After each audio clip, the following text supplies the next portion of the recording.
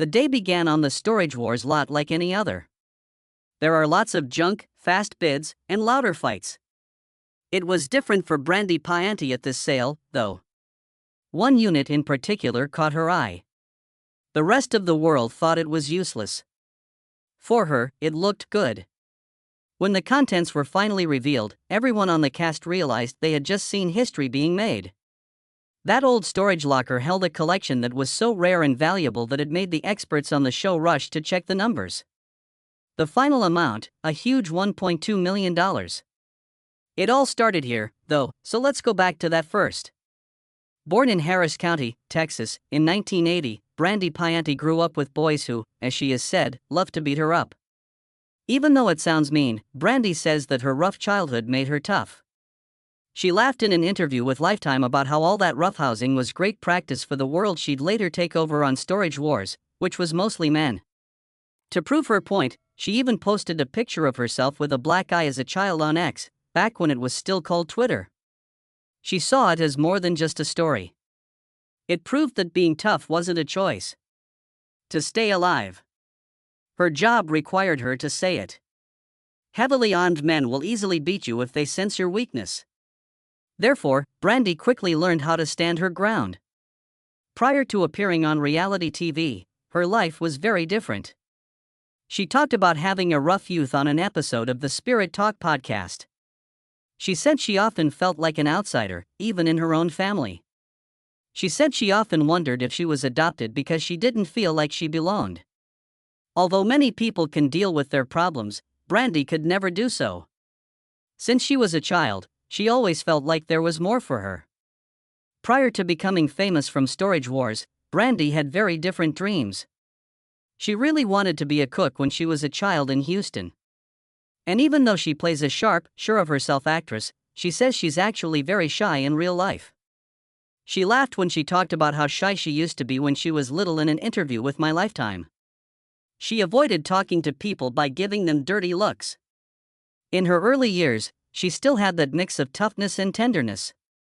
Brandi talked about playing softball for 9 years in a video on her Facebook page. This showed that she was competitive, which would later come in handy on storage lots. Her crazy, boy-filled, and rough life gave her the toughness she needed to do well in a field where strong personalities are common. Before becoming famous, Brandi was just a normal young woman trying to make money.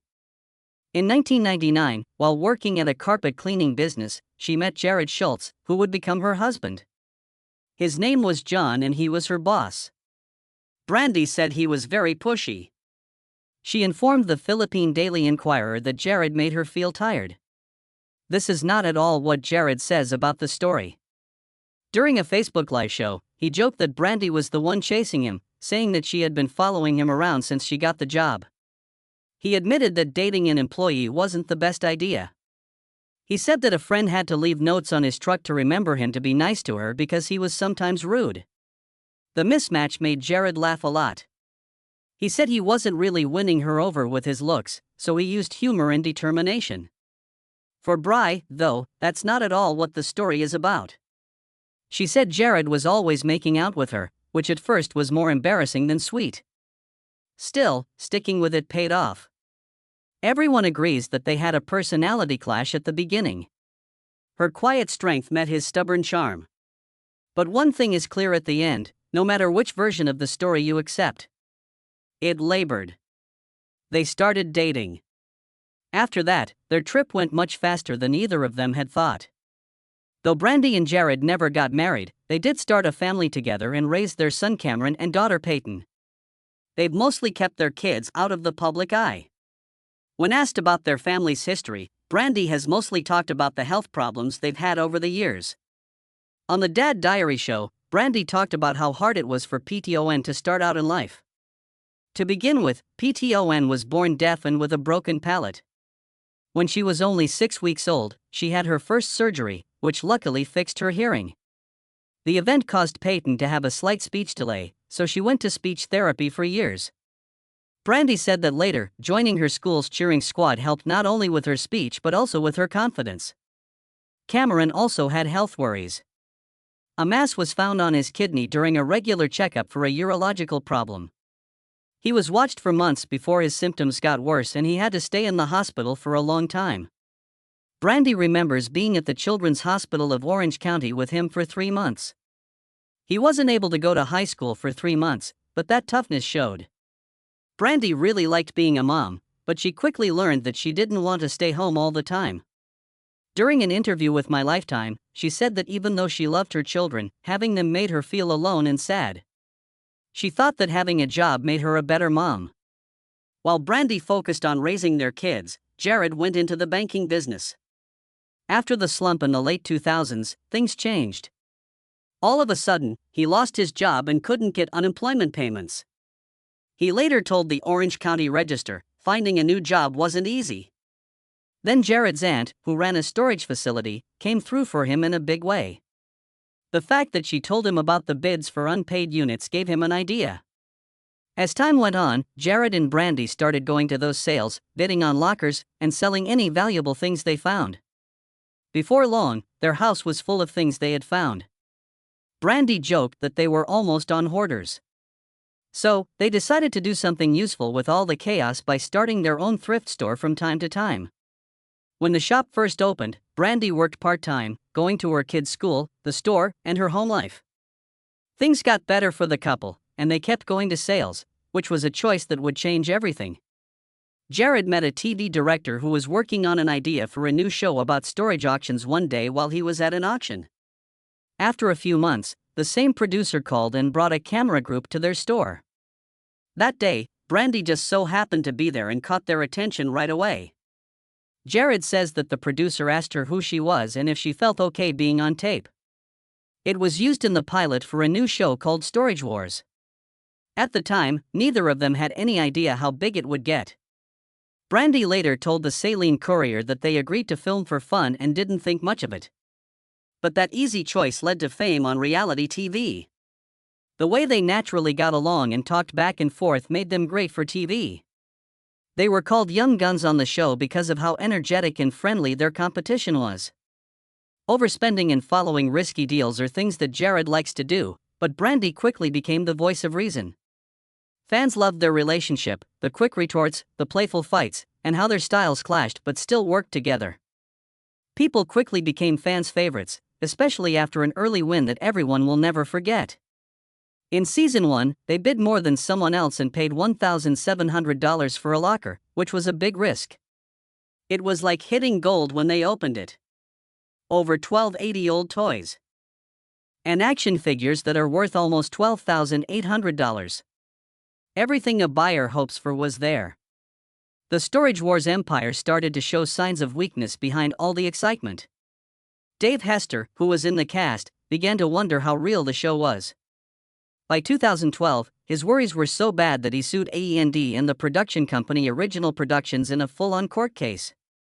Hester said the makers were changing the results, saying they would salt lockers by hiding valuable things to make the finds look more exciting. He even gave specific examples, like the time he apparently found old newspapers that said Elvis Presley had died or a BMW minicar buried in trash. He found things that seemed too good to be true. Hester's complaint said that the show wasn't just changed, it was made up from scratch. He said the directors planned auctions, wrote scripts for cast interviews, and even bought lockers for stars who couldn't afford them. Besides that, he said directors even paid for plastic surgery on a female cast member to make her look better on screen. Tabloids quickly linked that claim to Brandi Passante by saying that she had lost weight and changed her clothes for each season. However, Brandi put an end to those reports. She simply said, "No, Jacka," when a fan asked if her breasts were fake. She has also laughed off the crazy side of reality TV fame, like the claims that she is an exotic dancer or has 2 fingers. When asked if the show is real, Brandi has been firm.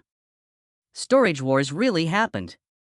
She said that it would be illegal to mess with storage sales because they are open to the public. According to her, the editing is the only thing that was planned. The lively lockers are what the show is about, not the dull ones. As she put it, not every unit is a prize, but that's how service businesses work. Although, Hester's claims cast a lone light. Andy wasn't happy about being accused of fake music's biggest hit. At that time, millions of people watched Storage Wars, second only to Duck Dynasty. In response, the network fired Hester and, at least at first, wouldn't say anything about the case in public. When they finally did, they stood by the show, saying that nothing was staged and everything was real. However, AE's defense lawyer gave a slightly different story. Instead of saying no to everything, they used the First Amendment to say that directors were free to make the show however they wanted. Their lawyers even said that the law only requires game shows to be 100% real. That Storage Wars wasn't one of them, they said. The show's creator, Tom Beers, eventually admitted that they script about half of what viewers hear and sometimes mix the best finds from different lockers to keep things interesting. No one really wants to watch people dig through piles of trash for hours on end. It wasn't to make a documentary, but good TV. The case finally reached a tense middle ground. Hester's wrongful termination action went forward, but some of his claims were thrown out by the judge. He said he was fired for speaking out and was looking for $750,000 in damages.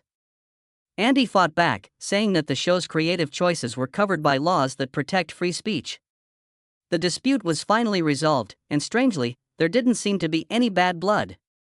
Hester could even come back to the show because of the deal.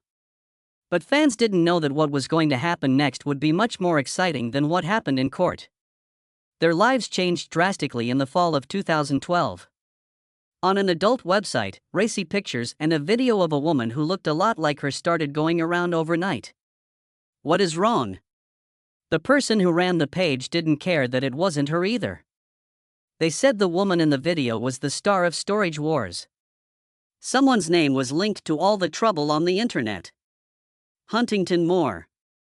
Starting in the early 2010s, Moore's website Is Anyone Up? Was notorious for sharing sexy content without permission, making it a nightmare for anyone who got caught. It got him kicked off of Facebook because he used stolen profile pictures to link to adult material. He just took his business to Tumblr and Twitter, where he posted the fake video and said it showed Brandi Passante when that door shut. Brandi first heard about it from all the tweets that were about it. Despite her insistence that the video was fake from the start, it still caused a lot of damage. Later, she talked about how scary the whole thing was, saying that her biggest fear was that her family would find the video online. In order to clear her name, Brandi sued Moore, saying that he had slandered her, invaded her privacy, and committed consumer fraud. In her court papers, she talked about how shocked and embarrassed she was and stressed that she had never made such a tape or even talked to Moore. The fake material was only made to take advantage of her fame and get people to visit his site. She asked for damages of $2.5 million. It's true that she won the case, but the court only gave her $750. It was a hollow win for her. Even worse, Moore made fun of her on social media after the ruling, showing that he had learned nothing. Not only did someone break into Bry's private space, but her looks also got her unwanted attention in other ways. Fans have been complaining for a long time that rude comments about her looks were common online and even happened on the show. When Barry Weiss, one of the other cast members, made a joke about liking to dip cigars in brandy, it was very awkward. It sounded innocent at first, but most people thought it was a crude play on her name. The conversation was quickly one of the most talked about parts of the show. Fans on Reddit and NeoGAF couldn't stop talking about how annoyed Brandi looked and how Weiss's comment was too harsh. That video is still shown today, years later, to remind people that women in the public eye often have to deal with a lot more than what the public sees. The show was about to find something even darker than the news stories and cases, though. In the 5th episode of Season 5 of the A&E reality show, one of the scariest things was found. When Brandi opened her closet, it was so scary that she almost didn't want to unpack it. Right away, the first sign that something was amiss showed up. An actual deer skull that has been painted, not a fake one. Its ritual-style beads wrapped around its horns made it look creepy right away. That didn't stop Zach Carter from playing around. He picked up an old, mummified ear of corn that was lying next to the skull and pretended to chew it. It was nicely summed up by Bry's reaction. Not wanting it in her shop was the first thing she said. Things that they found got even more upsetting as they dug deeper. There was a bag with chicken bones that had been kept, another bag with what looked like human hair inside, and a strange rattle made from bird beaks. The most shocking thing, though, was a ritual scepter made of wood that had a carving of a guy with a chicken on his head. It occurred to Brandi out loud whether it looked like something a chief would hold during an offering. Though, everyone hoped that wasn't going to happen. The creepy collection didn't stop Brandi and Jared from buying the locker for $900, and they even made money from it. Even so, that strange staff has to be gone somewhere. Next, there was another shocking moment that made people gasp in shock and disbelief. Schultz knocked Passante over by mistake while she was looking through another locker. When she looked inside, she found a case full of human teeth, which looked like something out of a nightmare. Passante claimed they were real teeth, even though Schultz tried to stay calm and think they might be modern dental implants. Their points of view were both correct in the end. The horrifying find was taken to the OCS Dental Academy, where experts confirmed it was a group of old dentures. Many years ago, medical-grade wax was used to connect individual teeth to dentures. Even though they were old and hard to find, the collection was only worth $300, which wasn't much for such a troubling find. But that wasn't the end of the shocks. In episode 2 of season 6, Schultz found what might be the weirdest locker yet, a huge My Little Pony plush doll that could be ridden. The toy itself wasn't what made people look twice. It was about the past owner. Brandi said there were movies about bronies, which are adults who collect My Little Pony toys. Even though Schultz didn't believe it at first, he soon changed his mind. Schultz found the real prize, a huge bin full of My Little Pony toys and memorabilia, while Passante playfully fought to keep the big pink pony for herself. A lot of them. There's no doubt that this locker used to belong to a serious collector. Then they found something that could make anyone's dreams scary. A doll that looked like it was straight out of a horror movie was found by Brandi and Jared in season 8, episode 18, called Buys and Dolls. It had dead eyes, peeling skin, and a vibe that said haunted. Of course, Jared couldn't help but tease Brandi, so he made the doll talk in a creepy way until she was totally scared. They took it to Dr. Tony, the doll doctor, and got a funny and depressing answer. On a good day, the scary doll was only worth $50. For Brandi, the best way to use it was as a chew toy for her dogs. When asked what her favorite find was, Bry's answer was far too easy. In an interview for the show Happening Now with Hammer Newport Beach, she said that she valued usefulness over flash. She liked finding things that were easy to sell quickly for quick cash. That's why the business was worth it. The less exciting parts of her job were also talked about.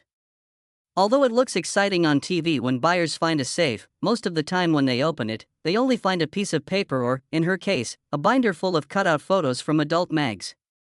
Still, she stays positive because the next unit could have that life-changing win. Brandi also talked about one of the problems of making the show, getting storage companies to let them film. She told them that big businesses like Public Storage wouldn't let the team film on their land. It was bad business from their point of view. After all, they didn't want to tell people that if they missed payments, your things could be auctioned off on TV. According to Brandi, there's a reason why there's no show called Eviction. This part of a business doesn't need to be highlighted. She thinks the storage chains are doing fine without the attention, and they'd rather hide the truth, which makes them feel bad. When people thought they had seen everything, Bry's real-life story took a turn that no one saw coming. When the 2021 season of Storage Wars started, fans noticed something was different right away. You could no longer date Brandi Passante and Jared Schultz. Brandi told everyone herself that she and Jared had broken up and would now be living apart.